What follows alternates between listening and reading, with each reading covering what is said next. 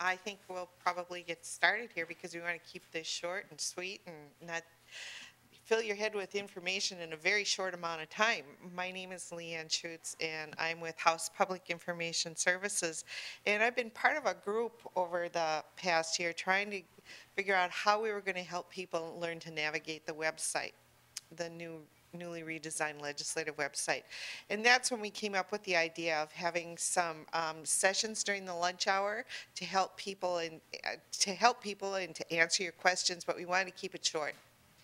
So the first one is with the reviser, Michelle Timmons, and she's going to talk about how we can access information about bills and statutes through her site. And as I said, I don't want to take up any more time, but feel free to ask questions. And this, as I said, it is being videoed, so this session should be available on the House website. This session will be followed up with two more. The next one will be with Mike Spiker, who is the House web manager, and he'll be talking about how to track legislation online. And then that will be followed with Pat Murphy on floor activities and keeping up with the action online. So, Michelle, I'll turn it over to you. Thank you. All right. I think I will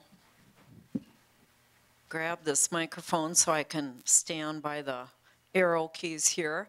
I'm Michelle Timmons, the reviser of statutes, and I've got a PowerPoint today that is actually the same presentation I used with the new Senate members, because I was asked to present about the new legislature's website, and specifically reviser pages and how to research the law.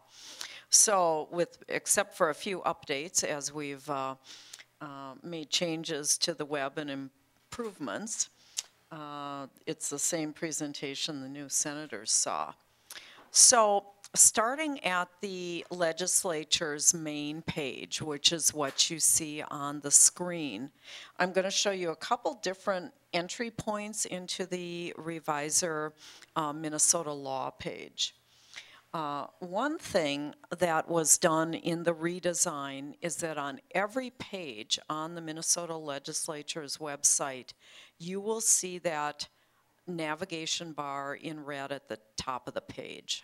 Those entry points are on every page. So if you click on the tab for law, you will get a drop-down menu, and there are a number of shortcut links there to commonly used pages.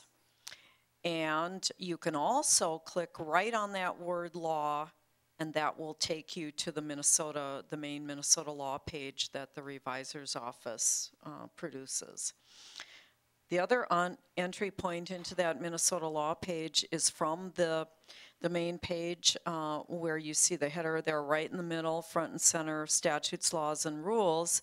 If you click on that, either that word law up at the top, or statutes, laws, and rules gets you to this page. And there you can see that we have pictures of the statutes, laws, and rule books to give you an idea of what's on the page. So we've tried to redesign it with some graphics and make it a little more visually appealing. And we also tried to lay things out so they were more consistent between the different databases that we have. And I'm going to talk about how I'm going to use most of my examples in statutes, because that's the database that is most commonly searched by people accessing the reviser pages. So you can see under the statutes that there is a fine by number box, and it's got an example there of, 60901? That would be one in the criminal law area. But suppose you want to find Minnesota Statutes 349A.20. What you do is you just type that in the box, click on the little icon, and voila, here you have the text of Minnesota Statutes 349A.20. So I want to call your attention to a number of things on this results page. First of all, we added some new features with the web redesign. You can see up at the top of the right under the navigation bar, you see a little arrow, and you can go to the previous statute now if you want to, which is 349A.16. Or if you want to go to the next one in the series, it's actually in a whole different chapter, 349B.01. There are arrow keys and links for you to get to those previous and next text. You also can see the entire chapter 349A by going up further, and there's a link to the entire chapter, and then that will show you a listing of all of the statutory sections in that chapter, and you can get a nice bird's eye view of things. Other features on this page, over time we've scanned all of the old session laws all the way back to the territorial days of 1849.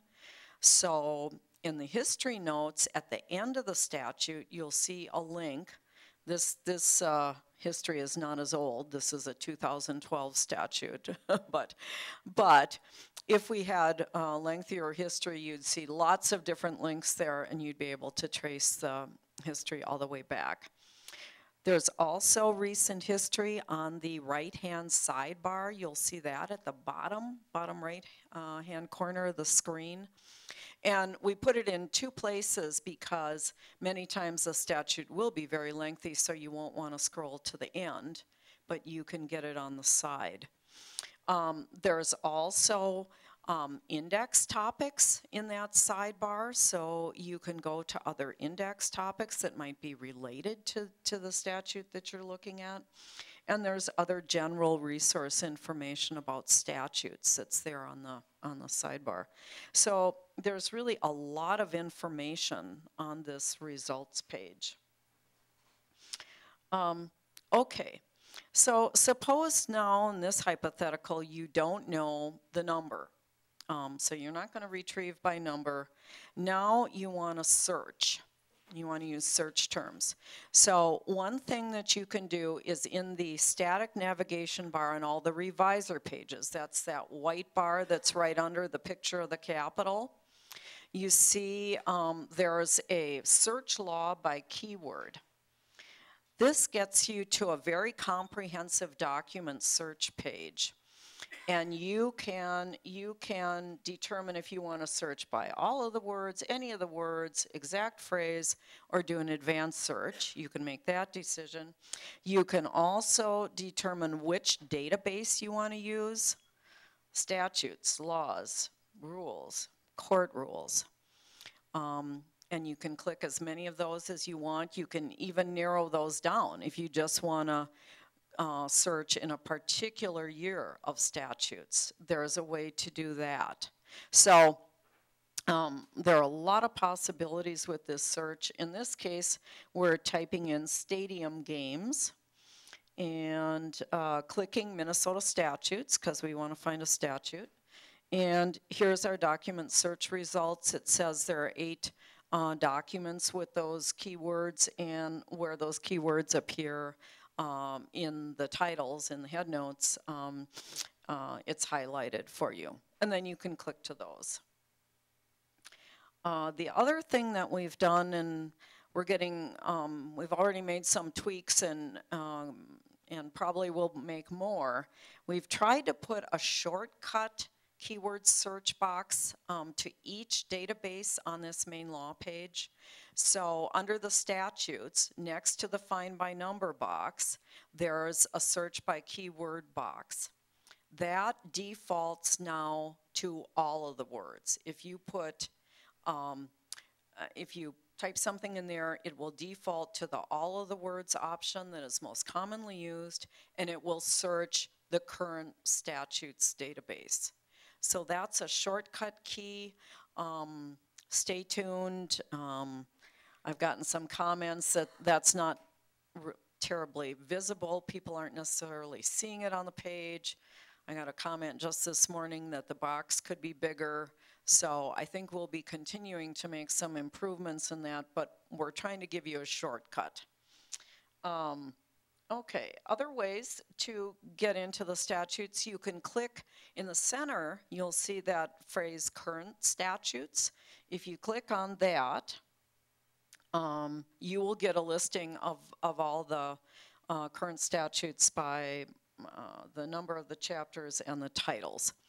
And by the way, one of the things that's also been requested is to add a keyword search box for the statutes on this main page. So that should be coming soon, I hope. So sometimes it's helpful to just scroll through the statutes. That's another entry point. Back to the Minnesota law page, another entry point is to search by the index.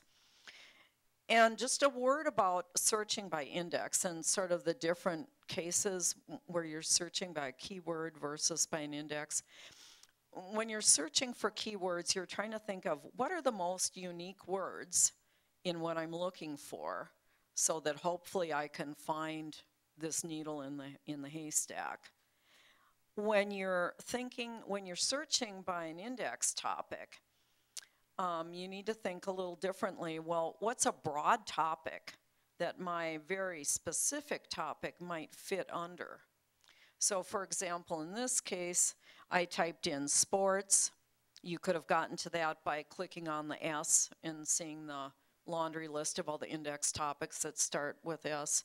And then, to find that stadium games statute, you'd probably go to sports facilities or sports facilities authority and keep narrowing your topics down. So I think we have really good indexes, and I don't know if I have any librarians in the audience, but librarians will tell you there is definitely a use for being able to search by an index as well as keywords. So we have that. Okay, and then I mentioned archives before as well. We have scanned all the statutes as well back to 1851. So if you click on the archives, you can get all of those, getting to all the old statutes, often important in the tax law area or criminal law areas. And I know they're used, some of these old session laws and statutes, because, what was it, Janet? We had just gotten them out, and somebody called and said, what year was it?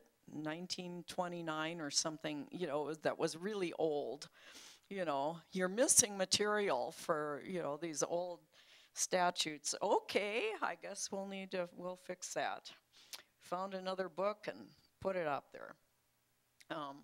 So we tried to provide main entry points in a number of different ways for you to research, and then very parallel. I gave you examples using the statutes, but there is parallel construction on this main page for the session laws databases, the administrative rules, the court rules, and even the Constitution with all the amendments proposed since 1858.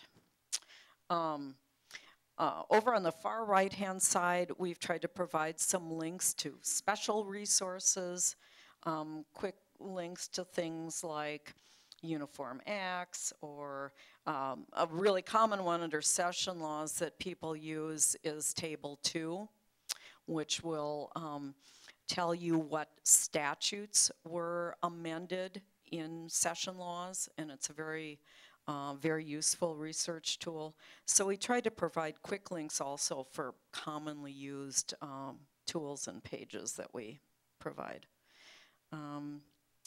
Okay, moving on. Are there any questions on statutes, laws, and rules before I get into just a little bit about bills?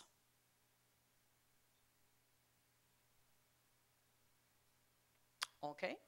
All right, I'll keep moving along. I just have a few slides on bills because I think Mike Spiker is going to be doing one of the next presentations and talking a lot about my bills and some of those things. But I just thought I'd call your attention to a few bill search pages and improvements that have been designed by the revisor's office. So very similar to Law tab, there's a Bills tab up in that red area at the very top of all the pages on the Legislature's redesigned website. If you click on that word Bills, you get to a nice page that actually, this is the library page, and it gives you entry points to search House bills, Senate bills, and a number of other common fields and tools that you'll use in searching for bills. So suppose I prepared this for the senators, so I have it. I have the arrow pointing to search Senate bills. And in this case, suppose you know the number of a bill you're searching for, Senate File 2469 in the last biennium. You type that number in, click on Go, and you get your search results here. And if you click on bill status, you go you get to this redesign page. And a couple of things here. It used to be that there was a link for bill text, and then it would take you to another page. Here we have a direct link to the most current version of the bill, and we also have the link right there to prior versions. So you can get both of those by clicking at the top of the page.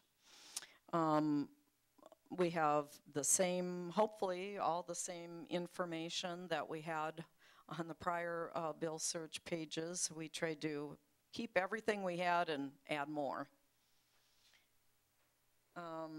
If you, yeah, go ahead. When you say the latest version, you mean the latest engrossment? So does it tell you the latest engrossment number on that page? Yes. Okay, so for example, I need to repeat the question. Okay, the question was, when you say latest version, what exactly do you mean? And does it tell you which engrossment it is? And the answer is yes. And I've got two examples here. On the Senate File 2469 page, the current version is, current bill text is shown as the first engrossment. And I haven't expanded the prior version list on this page, on this screenshot.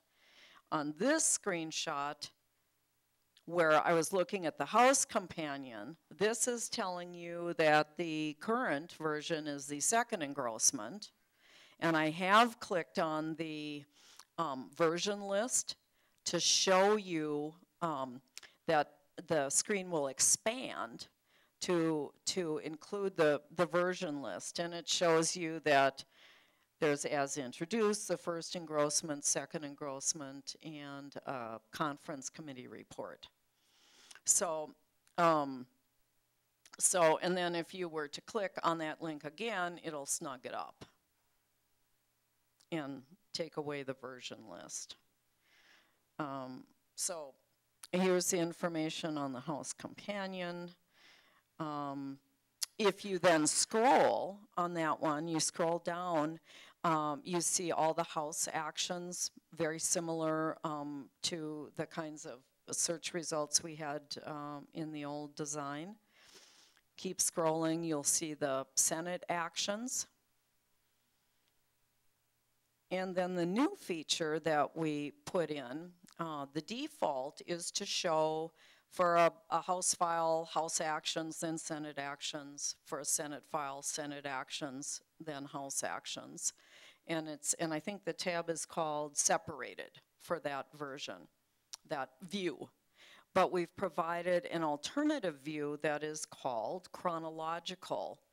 And what that does is it lays out the House and the Senate actions in sort of a side-by-side fashion, and it's organized by date, and it goes in chronological order. So this screenshot is to show you a sample of what that looks like. And then finally, I guess, again, back to the library's main bill search page, there are links there to the conference committee reports. And here's the, very similar to the old conference committee report page. It's a listing of House conference committee reports first. If you scroll down further, you'd get to the Senate file ones. Or you can click on that jump to Senate reports and go right to the Senate ones if you know you're looking for a Senate file number. Yeah, similarly, there's a link from that library's bill search page to the side-by-sides that are prepared by the revisor's office, and here's a sample of the redesign of that page. We're talking about maybe having some headings and subheadings. So, for example, where you start, a number of the bigger bills are broken up into articles, and that's how our program works best, to compare one article against another. So we're talking about maybe improving the headings on this page, but we're working on that, but I promise the information will be there. So those were the couple of new features or special features about bill searches that I wanted to show today. And I think that's, they wanted us to keep it short, 15 to 20 minutes. And it seems right on schedule. Right, Leanne? So are there any more questions? Yeah. When I list several bills, House files, Yes. like 1 through 5, Mm-hmm. to bring up a screen, and I would have 1 through 5, and there used to be a drop-down box on the right-hand side, so that I could open 1 and Okay. go to 2. Now I have to go back. Are you guys going to fix that? Okay. Okay. The question was that, and I know I've looked at the search feature to be able to pull up multiple bills, and that still exists. I know that is true. But the question is that in the old design, there was a drop-down box on the right-hand side that linked to the bills. Is that? You could just keep, okay, and now you're having to scroll back. You have to go back. That's an excellent comment. Nobody has raised that with me up to now, so I will talk to the programmers and check into it. I called on that, and they are. Oh, they are. It's been reported. Okay. Okay. It's that. I think we have, what did my programmers tell me? We have 63 outstanding web issues at the moment, so I don't have them. I know what some of them are, but I'm sure I don't know what all 63 are, so you bet. So about doing the site on mobile applications? Yes. I've noticed that some areas work really well. Okay. Some areas work Okay. What's the best way to get comments on that? If there are revisor pages, you can send those comments directly to me, and I'll forward them on to the appropriate computer staff. And if they're general website, if it's on other pages or you're not sure whose page it is, then it goes directly to the reference library, and they sort of quarterback all those comments. So either way will work. Yeah. I'd like to add that part of the redesign is that this is a platform for future years, so that it's really a stable and growing process to incorporate a lot of the changes and comments. Part of the flaws with the last design was that it was very difficult to integrate changes very quickly, and so especially with the mobile application and mobile compatibility, there's a lot to be caught up to make sure that the fully functional aspect of the whole website is consistent with the Mm-hmm. the website on a desktop version. So, I hate to make the claim for patience, but I'm sure that in due time, the compatibility will catch up. And just for the tape, the comment was that we tried to design the core design and platform to be able to really make continuous improvements, especially in that mobile area, because we know there is lots of demand for that.